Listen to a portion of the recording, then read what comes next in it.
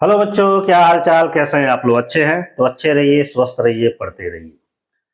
आज हम लोग का बिजनेस स्टडी, ध्यान दीजिएगा, बिजनेस स्टडी का एक तरह से ये सेकंड 80 क्वेश्चनों का एक सीरीज है। जैसे कि देखिएगा, लिखा है कि सभी प्रश्न अनिवार्य है, कुल प्रश्नों की संख्या 80 है, प्रत्येक प्रश्न 1 अंक का है, कोई ऋणात्मक अंक नहीं है। फुल 80 क्वेश्चन, मतलब जितना आपके एग्जाम में पूछा जाएगा उतना ही क्वेश्चन कराया जाएगा। तो जल्दी से आप लोग तैयार हो जाइए, और जो इंपॉर्टेंट क्वेश्चन लगे, जो काफी डिफिकल्ट लगे, तो उसे नोट भी कर लीजिएगा, रिवीजन भी बार बार करते रहिएगा, ताकि पता नहीं कहां से क्वेश्चन आ जाए, कोई नहीं जानता। चलिए स्टार्ट करते हैं। सबसे पहला कह रहा है कि सरकारी नियम में कौन सा संगठन मुक्त होता है। मतलब कह रहा है कि गवर्नमेंट रूल के हिसाब से कौन सा संगठन है, यहां संगठन होगा, मुक्त होता है। साझेदारी में एक क्या ना होता है, गवर्नमेंट रूल होता है, पार्टनरशिप एक्ट। एकाकी में नहीं होता है, संयुक्त स्कंध कंपनी में होता है। अर्थात सही ऑप्शन इसका क्या है? एकाकी स्वामित्व, मतलब एकल व्यापार। आगे बढ़ते हैं, एक एक क्वेश्चन, दो दो क्वेश्चन ले रहे हैं, थोड़ा सा बड़ा कर दें। नेक्स्ट क्वेश्चन हमारा कह रहा है कि व्यक्ति से समूचा कार्य करवाने के बजाय, मतलब एक आदमी से पूरा कार्य कराने के बजाय उस कार्य का वही अंश कराने के लिए सौंपा जाए जिसमें वह दक्ष हो, ताकि उसकी क्षमता का उपयोग हो सके, वो क्या कहलाता है? ध्यान से समझिएगा। एक पूछ रहा है प्रश्न कि एक व्यक्ति से समूचा कार्य, माने पूरा कार्य कराने के बदले में उससे केवल वही कार्य कराया जाए जिसमें उसके पास इफिशियंसी हो, मतलब क्षमता हो, जो चीज जानता हो। मान लीजिए इतना काम है, उसमें से इतने ही के बारे में अच्छे तरीके से जानता है, तो केवल उसी कार्य को उसे कराया जाए, तो उस क्षमता को हम क्या कहते हैं? श्रम विभाजन, कार्य विभाजन, विशिष्टीकरण, एक से अधिक, इनमें से कोई नहीं। सही ऑप्शन बताइए क्या होगा? सही ऑप्शन इसमें से क्या होगा? कार्यों का विभाजन। कार्यों का विभाजन का मतलब है कि जो आदमी, मान लीजिए बहुत सारे आदमी हैं, जो आदमी जिस कार्य से रिलेटेड है वही कार्य उसको सौंपा जाए, तो दूसरा कार्य देंगे तो मन से काम नहीं करेगा। नेक्स्ट क्वेश्चन है कि ऐसा कारखाना विन्यास, कारखाना विन्यास का मतलब है स्थान का अनुकूलतम उपयोग, जिसमें संचालन के अनुसार एक प्रकार की मशीनें एक ही विभाग में रखी जाती है, उसे क्या कहा जाता है? कहने का मतलब है एक ऐसा कार्यालय विन्यास, मतलब फैक्ट्री लेआउट, जिसका संचालन के लिए एक ही प्रकार की मशीनें एक ही विभाग में रखी जाती है, उस प्रोसेस को हम क्या कहते हैं? प्रक्रिया विन्यास, उत्पाद विन्यास, स्थान विन्यास। सही ऑप्शन क्या होगा? प्रक्रिया। क्योंकि सपोज करिए कि एक फैक्ट्री में है, और यहां पे सपोज करिए कि शुगर बन रहा है, चीनी बन रहा है। अब चीनी मिल में देखते होंगे कि कई मशीनें ऐसे होती होंगी ना, मतलब प्रोसेस यहां से यहां गुजरेगा, यहां से यहां, मतलब कहने का मतलब है कि एक ही स्थान पर ढेर सारी मशीनें होती हैं जो एक ही प्रोडक्ट से रिलेटेड होती है, तो उसे हम कहते हैं प्रक्रिया विन्यास। ऑप्शन ए सही है। आगे बढ़ते हैं, अब थोड़ा और बड़ा कर दें और इसको इधर कर दें ताकि पूरा दिखे। ध्यान दीजिएगा, नेक्स्ट क्वेश्चन है, शुरू में विवेकीकरण के कारण। शुरू में विवेकीकरण का मतलब है विवेकीकरण के मुख्य कारण क्या है? विवेकीकरण के कारण बेरोजगारी क्या होती है? बढ़ती है, बढ़ने के चांस रहता है। एक और क्वेश्चन है, विवेकीकरण का जन्म कहाँ हुआ था? बताइए, विवेकीकरण का जन्म कहाँ हुआ था भाई? जर्मनी में हुआ था। ये एग्जैक्ट क्वेश्चन है, छोटे छोटे क्वेश्चन भी दो चार ठो उसमें से आएंगे, तो ये सारी चीजें एग्जैक्ट याद होनी चाहिए। नेक्स्ट क्वेश्चन क्या है हमारा? नेक्स्ट क्वेश्चन है कि विवेकीकरण के में उत्पादकता और उत्पादन दोनों में होती है, मतलब जहां विवेकीकरण होता है वहां उत्पादकता और उत्पादन दोनों क्या होता है भाई? वृद्धि होती है, बढ़ता है। नेक्स्ट है, स्वामियों का दृष्टिकोण विवेकीकरण के प्रति है, जो मालिक हैं उनका दृष्टिकोण विवेकीकरण के प्रति क्या है? सहानुभूति पूर्वक है, अभिप्रेरक है, विरोधी है, एक से अधिक, इनमें से कोई नहीं। तो सही ऑप्शन क्या है? सहानुभूति पूर्वक है, अर्थात ऑप्शन ए सही है। ठीक है, आगे बढ़ते हैं। नेक्स्ट क्वेश्चन हमारा दे रहा है, थोड़ा सा और इसको जूम कर दें।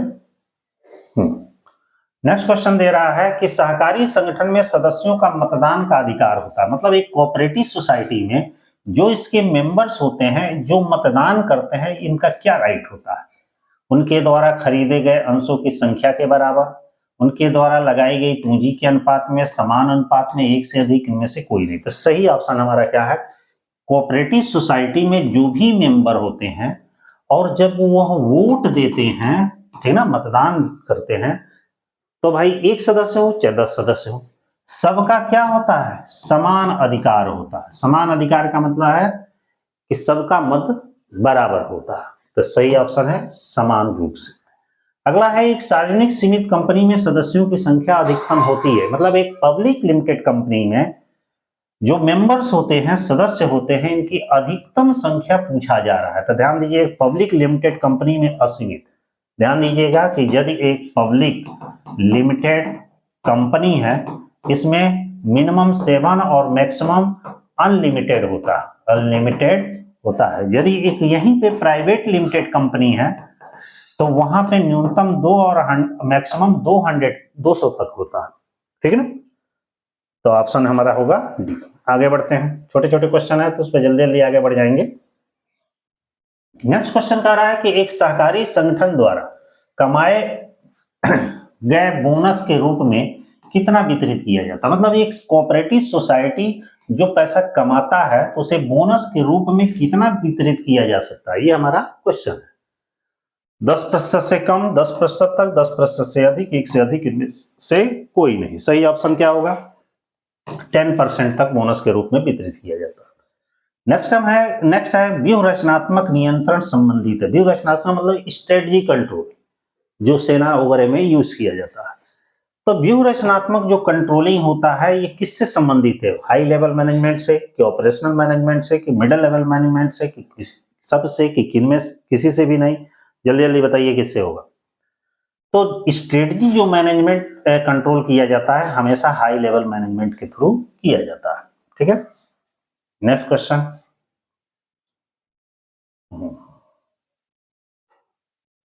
देखिएगा, कुछ क्वेश्चन ऊपर है कुछ नीचे।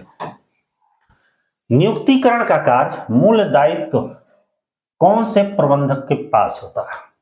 मतलब जो हमारा स्टाफिंग का वर्क है, ये मूल रूप से दायित्व, ये पूछ रहा है किस प्रकार के मैनेजर के पास होता है? समिति, रेखा, क्रियात्मक, एक से अधिक, इनमें से कोई नहीं। जल्दी से बताइए किसके द्वारा होता है? रेखी प्रबंध के। मतलब हमारा स्टाफिंग का जो वर्ग है वो रेखी प्रबंध के पास, इसके पास क्या रहता है? इसका मूल दायित्व होता है, ठीक है। आगे बढ़ते हैं, 13 नंबर क्वेश्चन।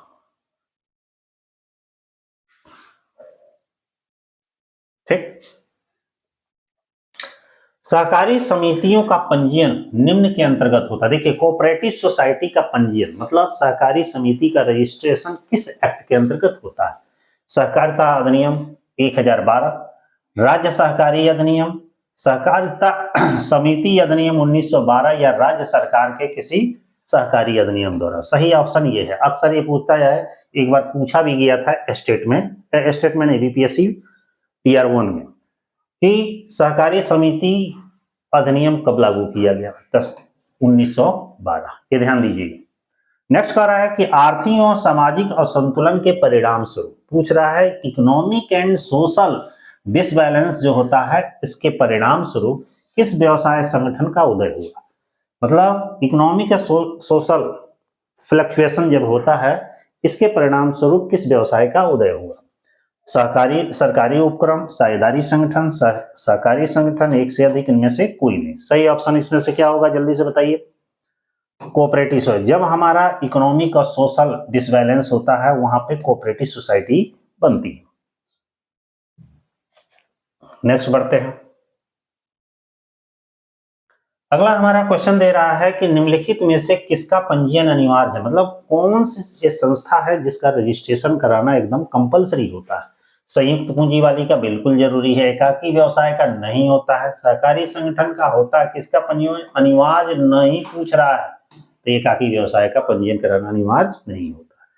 नेक्स्ट कर रहा है कंपनी का पंजीकरण है अनिवार्य है, बिल्कुल है, ऐच्छिक नहीं। निजी कंपनी के लिए ऐच्छिक, सार्वजनिक कंपनी बिल्कुल ही गलत। अर्थात सही ये है कि एक कंपनी कोई भी हो, चाहे प्राइवेट लिमिटेड कंपनी हो चाहे पब्लिक कंपनी हो, रजिस्ट्रेशन कराना कंपलसरी है।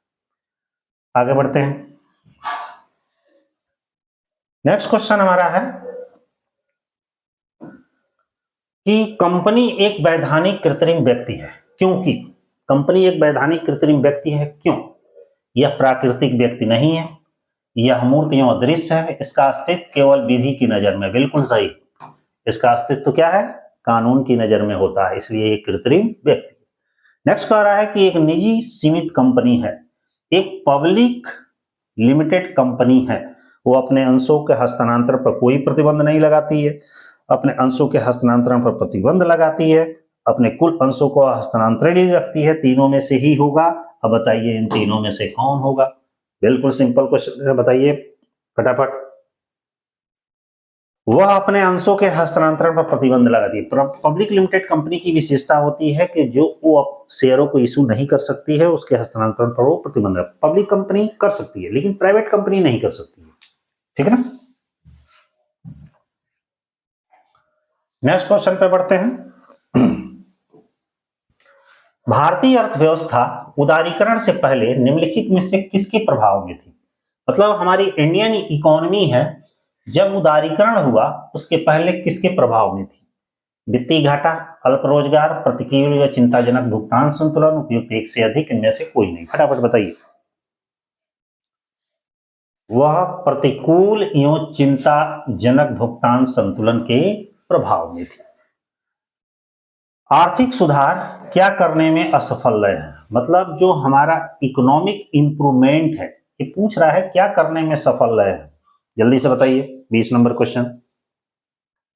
राजकीय घाटे का लक्षित स्तर तक रखना, मतलब जो हमारा राजकोषीय घाटा है, ठीक ना, फिजिकल डिफिसिट है, वो जो टारगेट किया गया है उस लेवल तक रखना। औद्योगिक अनियमितता को अविनियम को पूर्णता कार्यान्वित करना, अर्थव्यवस्था के व्यापार के लिए पूरा खोलना। सही ऑप्शन यही है कि राजकोषीय घाटे के लक्षित स्तर तक रखना। Next question. अगला हमारा क्वेश्चन दिया गया है कि विनिवेश भाग है। विनिवेश किसका भाग है? उदारीकरण का, वैश्वीकरण का, निजीकरण का, कि एक से अधिक, कि किसका? बताइए। विनिवेश जो होता है वो हमारा निजीकरण का पार्ट होता है। नेक्स्ट, एक निजी सीमित कंपनी के सदस्यों को अधिकतम संख्या हो सकती है, मतलब एक पब्लिक लिमिटेड कंपनी में सदस्यों की संख्या अधिकतम कितनी हो सकती है भाई? ये देखिए ऑप्शन गलत छपा है, 200 तक हो सकती है। कितना? 200 तक। अभी बताया भी है आपको। नेक्स्ट क्वेश्चन हमारा है,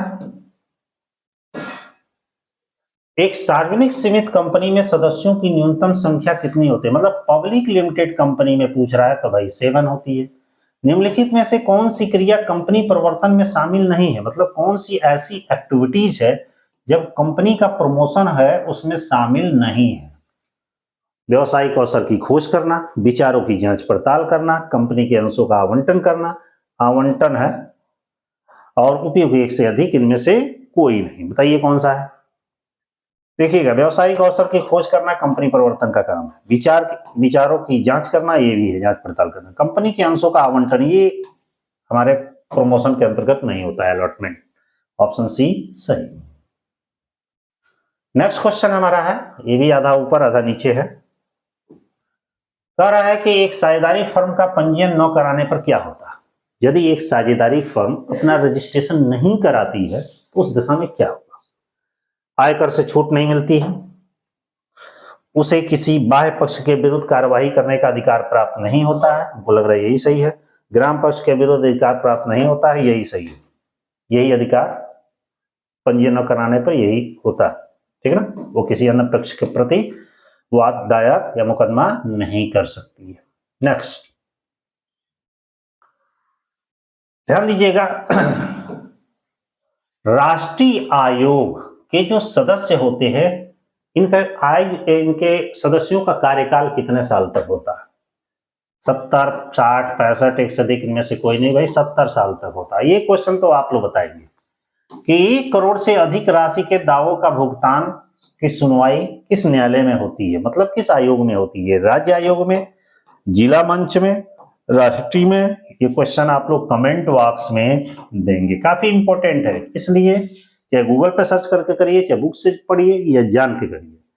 उसमें ये जानना आपको जरूरी है कि 2 करोड़ तक हम कहाँ इन्वेस्ट कर सकते हैं, 10 करोड़ तक कहाँ कर सकते हैं, 100 करोड़ तक कहाँ कर सकते हैं, ये कंफर्म एग्जैक्ट मालूम होना चाहिए। लेक्चर में आपको पढ़ाया भी गया, ठीक है। इस क्वेश्चन का आंसर बहुत सिंपल है, इसी तीनों में से एक होगा।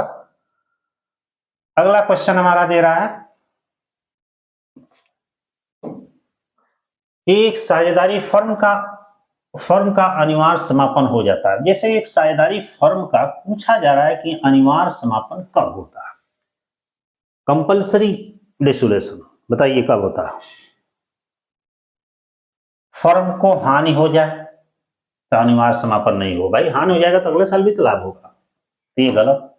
फर्म का कारोबार अवैध हो जाए, यहाँ पे तो एकदम पक्का आया होगा। फर्म के किसी साझेदार की एक मृत्यु हो जाएगी तो कोई बात नहीं, बिजनेस चलता रहेगा।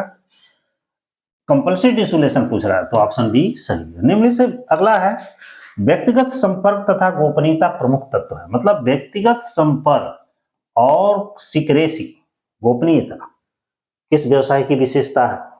भाई एक आकी व्यवसाय का अकेले रहेगा, बताएगा तब ना कोई जानेगा, कंपनी में तो सब जान जाएंगे, साझेदारी में सब जान जाएंगे। आगे बढ़ते हैं।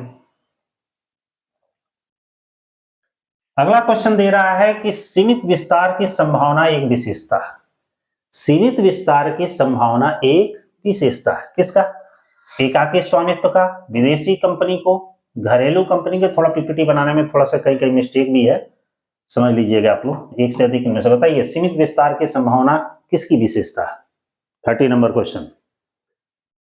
सीमित विस्तार का मतलब एकाकी व्यवसाय ही ऐसा होता है जिसका विस्तार छोटे लेवल पे होता है।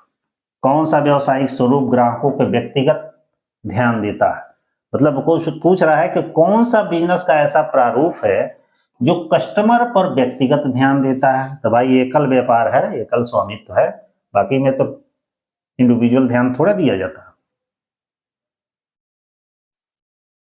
32 नंबर हमारा क्वेश्चन कह रहा है किसी व्यवसाय के प्रवर्तन में निम्नलिखित क्रिया की जाती है। मतलब किसी बिजनेस का प्रमोशन जब हम करते हैं तो इसमें से कौन सी क्रिया की जाती है, आपको बताना। बताइए 32 नंबर क्वेश्चन का सही आंसर क्या होगा।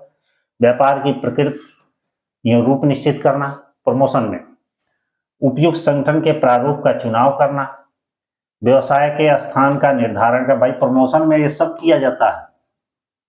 अगला है किसी व्यवसाय के प्रवर्तन का मुख्य उद्देश्य क्या होता है। किसी बिजनेस के प्रमोशन जब किया जाता है उसके पीछे मुख्य ऑब्जेक्ट क्या होता है, बताइए। नवीन व्यवसाय का प्रारंभ करना उद्देश्य होता है, वर्तमान व्यवसाय का विस्तार करना भी होता है, वर्तमान 2 या अधिक से इकाइयों का एकीकरण भी होता है। सारा आंसर सही है। आगे बढ़ते हैं। अगला क्वेश्चन हमारा दिया है कि निम्नलिखित में से कौन सा व्यवसायिक जोखिम का कारण नहीं है। मतलब इसमें से पूछ रहा है कि बिजनेस रिस्क का कौन सा रीजन नहीं है, किससे बिजनेस रिस्क नहीं होता, बताइए, सोचिए। बेईमान कर्मचारी से बिजनेस रिस्क होता है, कुशल प्रबंध से नहीं होता है, सरकारी नीति के कारण भी बिजनेस रिस्क हो सकता है। सही ऑप्शन क्या है, बी। दूसरे के लिए किया गया काम जाना जाता है। यदि एक आदमी किसी दूसरे के लिए काम करता है, अपने लिए नहीं करता है, तो उसे किस नाम से जाना जाता है। तो भाई वो रोजगार होता है। व्यवसाय तो अपना होता है, पैसा भी अपना होता है, रोजगार होता है। ये सारे क्वेश्चन कहीं ना कहीं एग्जाम में पूछे भी गए हैं, काफी इंपॉर्टेंट भी हैं। निम्नलिखित में से कौन सी आर्थिक क्रिया नहीं है। मतलब पूछ रहा है कि इकोनॉमिक एक्टिविटीज कौन नहीं है, मतलब जिसमें पैसे का लेन देन नो। बताइए, वस्तुओं का उत्पादन इकोनॉमिक एक्टिविटी है, बिजनेस करते हैं उसमें पैसे का लेन देन होता है, समाज सेवा करते हैं इसमें नहीं है, अर्थात यही ऑप्शन सही है। भारत का सबसे पुराना प्रतिभूति बाजार कौन है, तो ये सभी लोग जानते हैं, बीएससी बॉम्बे स्टॉक एक्सचेंज, उसके बाद एनएससी बना। वैसे प्रेजेंट टाइम में बड़ा देखेंगे तो एनएससी हो गया है, ये भी ध्यान दीजिएगा, लेकिन सबसे पुराना यदि पूछ रहा है तो बीएससी। अगला पूछ रहा है इसमें एमबीओ, मैनेजमेंट बाय ऑब्जेक्ट, क्या है इसका पूरा नाम, मैनेजमेंट बाय ऑब्जेक्ट। ये पूछ रहा है कि एमबीओ क्या है, ध्यान दीजिए, मैनेजमेंट बाय ऑब्जेक्ट। ठीक। अगला क्वेश्चन है हमारा कि प्रबंध के जन्मदाता है, बताइए कौन है? मैनेजमेंट के जन्मदाता कौन है? Henry Fayol, F.W.. टेलर यदि पूछेगा तो ये वैज्ञानिक प्रबंध के है, पीटर अपटरकर है नहीं। नेक्स्ट कह रहा है अधिकारों का आशापूर्ण संगठन का आकार बनाता है, मतलब अधिकारों का आशापूर्ण संगठन का आकार कौन बनाता है? छोटा संगठन, बड़ा संगठन, या संगठन के आकार को प्रभावित नहीं करता? एक से अधिक, इनमें से कोई नहीं। जल्दी से बताइए कौन सा क्वेश्चन होगा? सही है, बड़ा संगठन है जो उसके आकार को प्रभावित करता है। नेक्स्ट क्वेश्चन हमारा, ऐसा इसलिए बता रहे हैं, देखिए बता रहे हैं, इसमें एक चीज और जान लीजिए, आपके बीएसटी के क्वेश्चंस कितने पूछे जाएंगे, थोड़ा एक बार बीच में थोड़ी सी जानकारी ले लीजिए। 80 क्वेश्चनों में से ध्यान दीजिएगा, इसमें से 20 जो क्वेश्चंस होंगे काफी टफ होंगे, और इसमें से जो 20 क्वेश्चन होंगे वो हमारे मीडियम लेवल के होंगे, ठीक ना। और जो 20 क्वेश्चन होंगे एकदम समझिए कि नॉर्मल होंगे। 20 का समझिए कि लगभग 30 क्वेश्चन जो होंगे नॉर्मल होंगे, 20 20 40 और 40 30 70, और 10 जो क्वेश्चन होंगे वो समझिए कि वो कंफर्म ही नहीं होगा कि इसका सही आंसर क्या है, बड़ी कंफ्यूजन वाले होंगे। तो ये कंपटीशन में जरूर ध्यान रखिएगा कि नॉर्मल और मीडियम वाले जो क्वेश्चंस हैं वो आपके सही होने चाहिए, क्योंकि यह यदि सही हो गया तो ये तो सबके लिए प्रॉब्लम क्रिएट करेगा ना। लेकिन जब यही गलत हो जाएगा तो आप कंपटीशन से बाहर हो जाएंगे।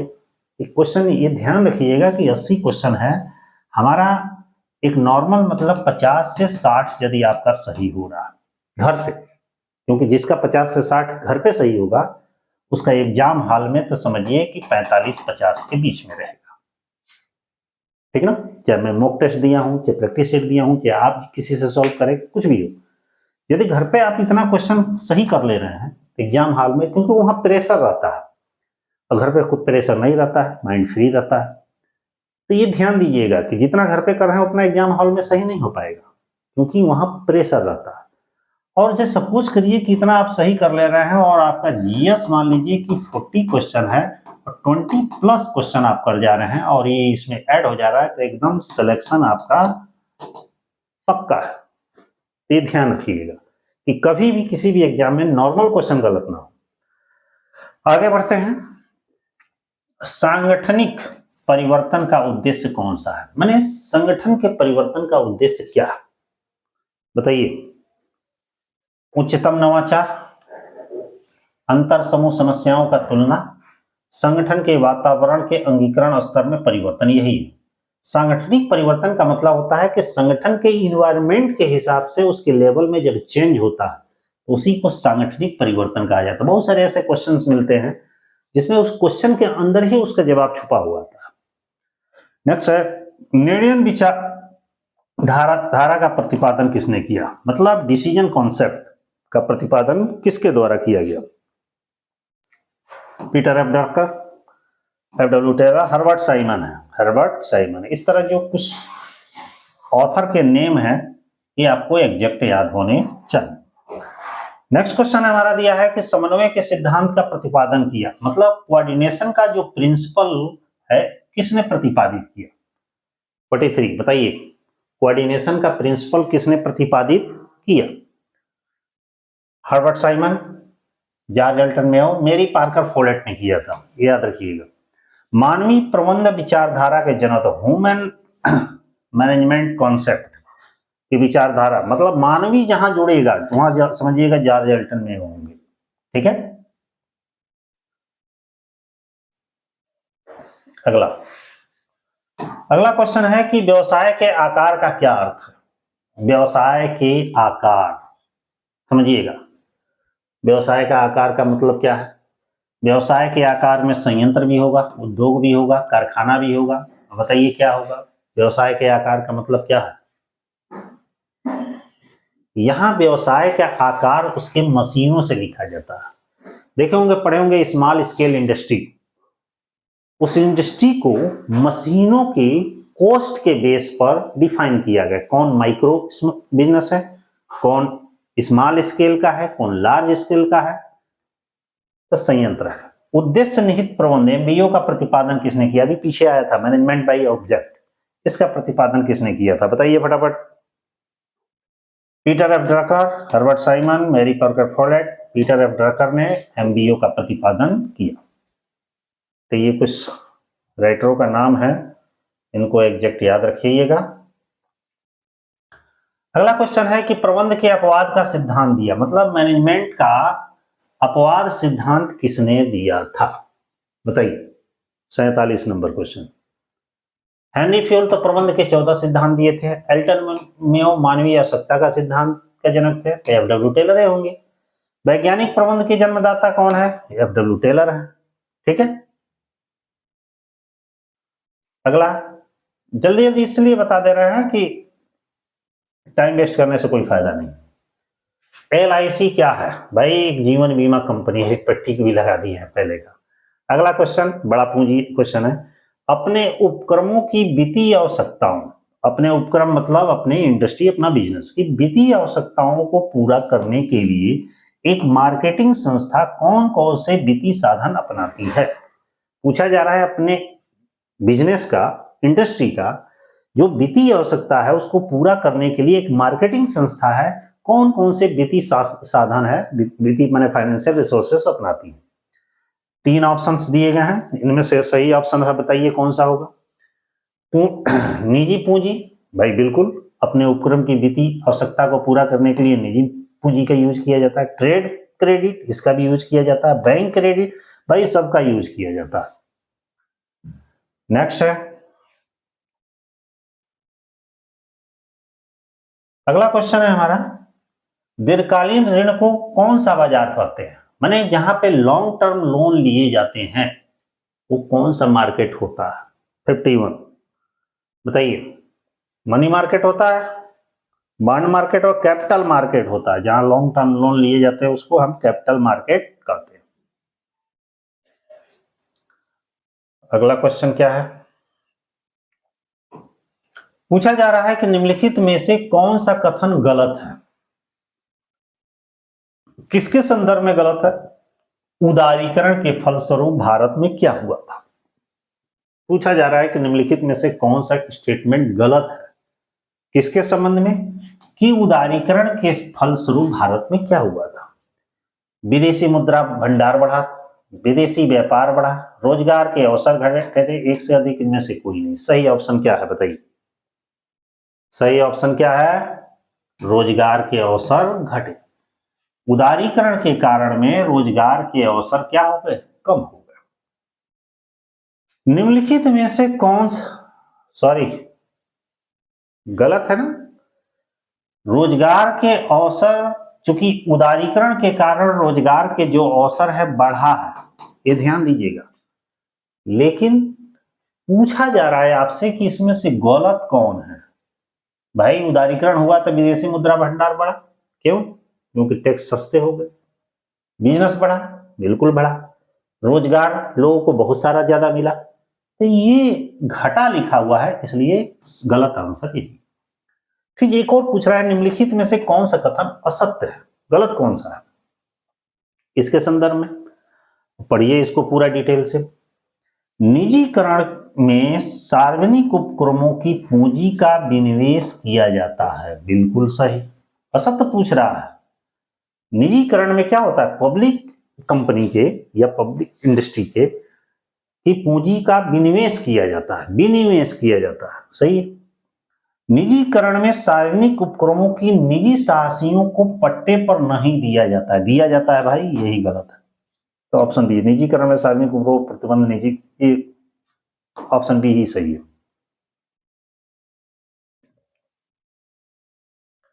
अगला क्वेश्चन है हमारा, निम्नलिखित में से कौन सा अल्पकालीन वित्त का स्रोत है? पूछ रहा है अल्पकालीन वित्त का कौन सा स्रोत है बताइए।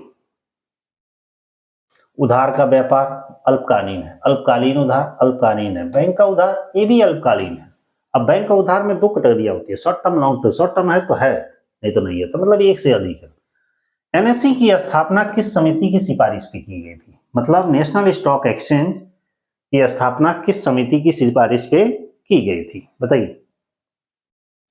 शिवरामन समिति, भगवती समिति, फेरवानी समिति के द्वारा।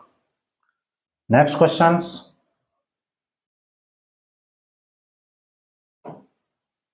उपभोक्ता संरक्षण अधिनियम 1986 के अंतर्गत शिकायत किस आधार पर अवैध होती है? मतलब कंज्यूमर प्रोटेक्शन एक्ट 1986 के अंतर्गत जो हम कंप्लेन करते हैं किस आधार पर इलीगल होती है? अब दिया गया है कम वजन का उत्पादन अवैध होगी। पूछ रहा है शिकायत किस आधार पर अवैध होगी? भाई बिल्कुल कम वजन तोलेंगे तो शिकायत किया जा सकता है। निःशुल्क प्रदान की जाने वाली सेवा और समाचार पत्र में दिया गया भ्रामक विज्ञापन। बताइए इन तीनों में से कौन सा सही आपको दिख रहा? ध्यान दीजिएगा। इसकी शिकायत कर सकते हैं, इसकी शिकायत कर सकते हैं, लेकिन जो सर्विस आपको फ्री में प्रोवाइड की जा रही है वो खराब हो या बढ़िया हो उसकी शिकायत नहीं की जा सकती है। ठीक ना। अगला है आधुनिक विपणन की अवधारणा किस पर जोर देती है? मतलब प्रेजेंट टाइम के जो मार्केटिंग कॉन्सेप्ट है ये किस पर फोकस किया है? बिक्री बढ़ाने पर? बिल्कुल। लाभ बढ़ाने पर? बिल्कुल। ग्राहक की संतुष्टि पर? बिल्कुल। तो भाई प्रेजेंट टाइम का जो मार्केटिंग कॉन्सेप्ट है वो कहता है एक से अधिक बिक्री बढ़ाने पर भी फोकस किया जाए, लाभ बढ़ाने पर भी, या ग्राहक की संतुष्टि, सबसे ज्यादा ग्राहक संतुष्टि या बिक्री ये तो ज्यादा फोकस किया जाता।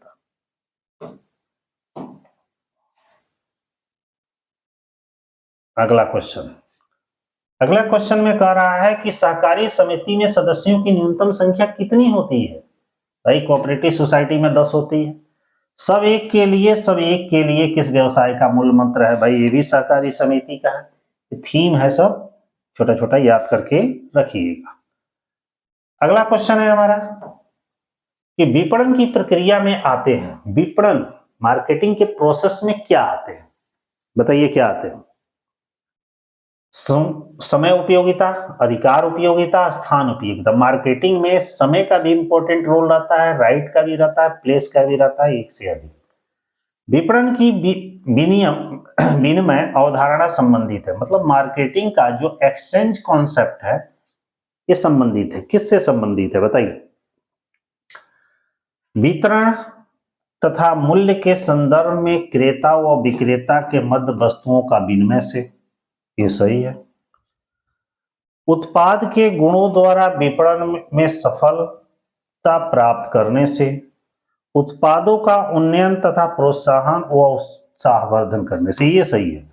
मार्केटिंग का जो एक्सचेंज के पीछे रीजन ये है कि जो भी हमारे प्रोडक्ट हैं उन प्रोडक्टों को यदि हम विनिमय करते हैं, माने आदान प्रदान करते हैं, उसके पीछे मेन रीजन होना चाहिए उसको प्रोत्साहन करना, उसका उत्साहवर्धन करना, मतलब अधिक पैमाने पर बेचना या उत्पादन करना। अगला क्वेश्चन, विपणन अभिव्यक्ति, विपणन मिश्रण अभिव्यक्ति का सृजन किसने किया? मतलब मार्केटिंग मिक्स को किसने खोजा? बताइए किसने खोजा भाई? Peter F Drucker? गलत।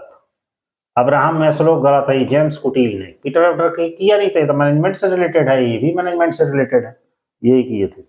ई विपणन क्या है? इलेक्ट्रॉनिक विपणन। बताइए ई विपणन किसे कहते हैं? इंटरनेट के द्वारा वस्तुओं का क्रय विक्रय, बिल्कुल सही। इंटरनेट के द्वारा वस्तुओं का क्रय, इंटरनेट के द्वारा वस्तुओं का क्रय, एक से अधिक, सब सही है। ये देखिए इंपॉर्टेंट है क्वेश्चन। विपणन मिश्रण में कौन से 4 P शामिल होते हैं? तो भाई यही है, P for product, a P for price, a P for place, a P for promotion। ये आपका आंसर सही है पहला। आगे बढ़ते हैं 65 में कह रहा है कि एक साझेदारी स्वतः ही विघटित या समाप्त हो जाती है जब, एक साझेदारी व्यवसाय कब स्वतः ही समाप्त हो जाती है? बताइए, व्यवसाय हानि में चलता हो। अब देखिए, व्यवसाय हानि में चलता हो, यदि ये लगातार चलता है तब तो हो जाएगा। एक साझेदार की मृत्यु हो जाती है, साझेदारी समाप्त नहीं होती है, मतलब विघटित साझेदारी समाप्त हो जाती है, विघटित नहीं होती। साझेदार विकलांग हो जाए तो भी नहीं, यही ऑप्शन सही है। लगातार यदि हानि हो रही है बिजनेस में तो साझेदारी विघटित हो जाएगी। सीमित साझेदार का बताइए क्या होता है। सीमित साझेदार जिसका लिमिट मतलब दायित्व एकदम सीमित होता है। छाछठ, बताइए क्वेश्चन। स्वामित्व सीमित होना, ये तो होता ही है। अधिकार सीमित होना, ये भी होता है। लगाई गई पूंजी तक दायित्व सीमित होता है, ये सही है। सीमित साझेदार वह साझेदार होता है जिसका दायित्व उसके द्वारा लगाई गई पूंजी तक सीमित होता है। आगे बढ़ते हैं। 67 नंबर क्वेश्चन में, हाँ 67 नंबर क्वेश्चन में, निम्नलिखित अवधारणाओं में से कौन सी अवधारणा विकास अभिकल्प, डिजाइन और विपणन कार्यक्रमों के क्रियान्वयन प्रक्रियाओं तथा गतिविधियों पर आधारित है जो उनके विस्तार तथा अंतर्निर्भरता को स्वीकार करती है। क्वेश्चन क्या है, नीचे कुछ कॉन्सेप्ट दिए गए हैं, इन अवधारणा में से कौन सी ऐसी अवधारणा है जो विकास अभिकल्प अर्थात डिजाइन और विपणन कार्यक्रम के क्रियान्वयन मतलब उसको पूरा करने, उसके प्रोसेस गतिविधियों पर आधारित है और उसके विस्तार तथा अंतर्निर्भरता को स्वीकार करती है। तो ऑप्शन दिए हैं, बिक्री अवधारणा, सामाजिक विपणन अवधारणा, समग्र विपणन अवधारणा, एक से अधिक इनमें से कोई नहीं। बताइए कौन सा ऑप्शन सही है।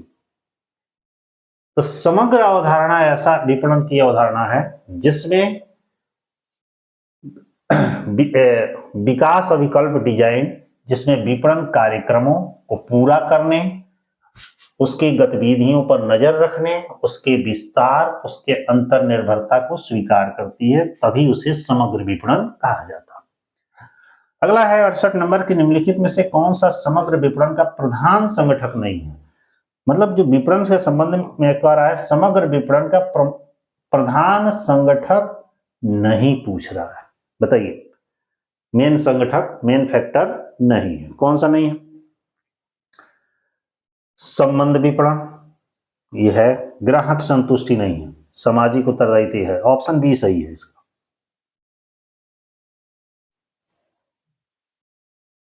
आगे बढ़ते हैं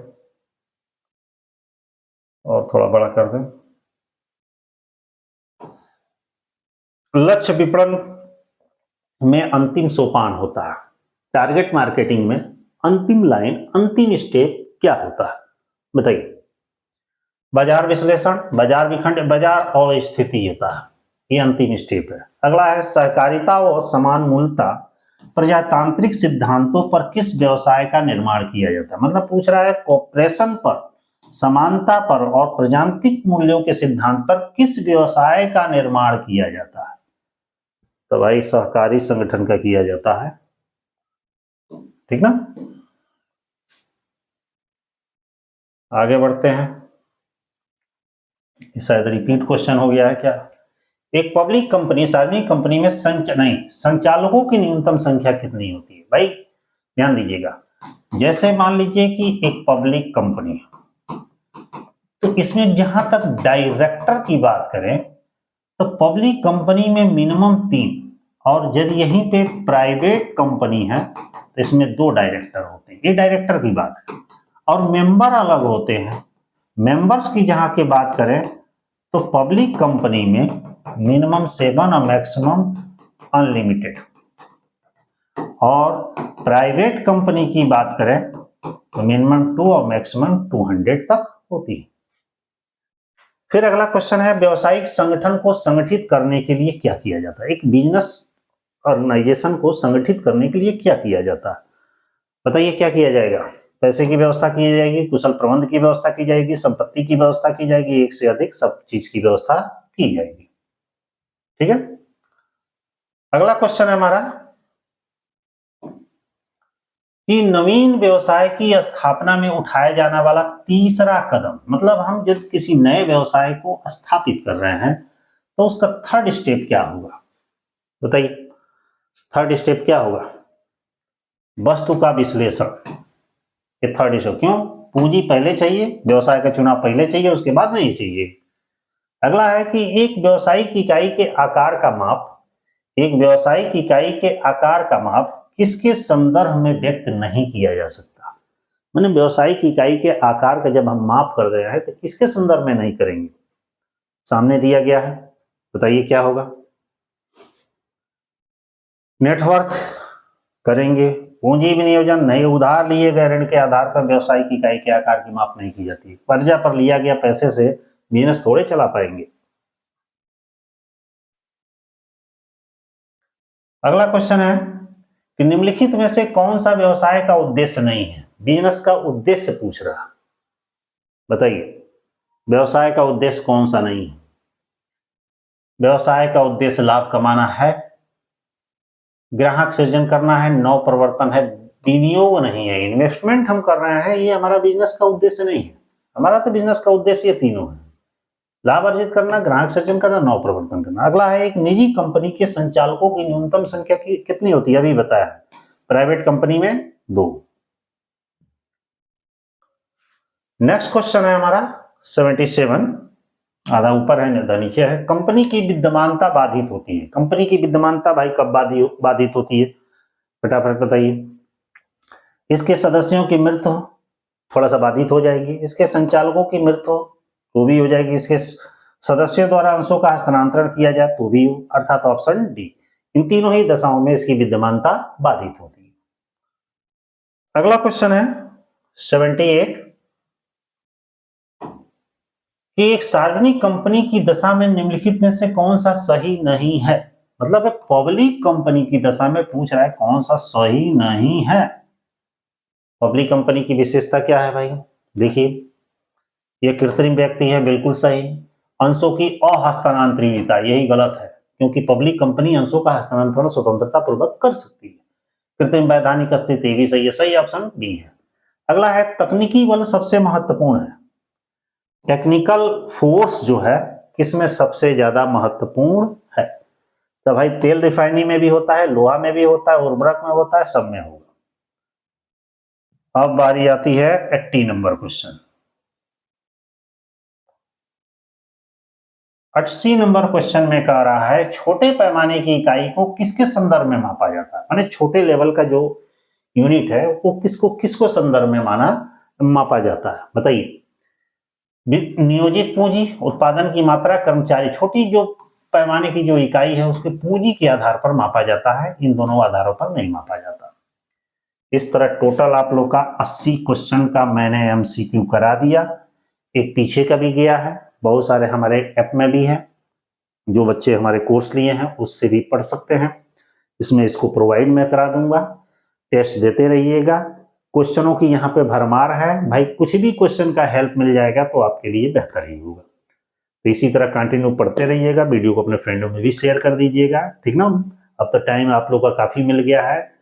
बार बार कहते हैं आप लोग भाई बुक पर ज्यादा फोकस करिए, टेक्स्ट बुक लीजिए, टेक्स्ट बुक से ये लेक्चर जितने भी है केवल सुनने के लिए बेहतर है, समझने के लिए बेहतर है, लेकिन सही मायने में देखा जाए कि कॉन्सेप्ट उसी से क्लियर होगा जो बुक की कंटिन्यू रीडिंग करेगा, ठीक है ना। तो ठीक है, तो इसी तरह मेहनत करते रहिए, पढ़ते रहिए। ऑल द बेस्ट, फिर मिलते हैं किसी और लेक्चर में।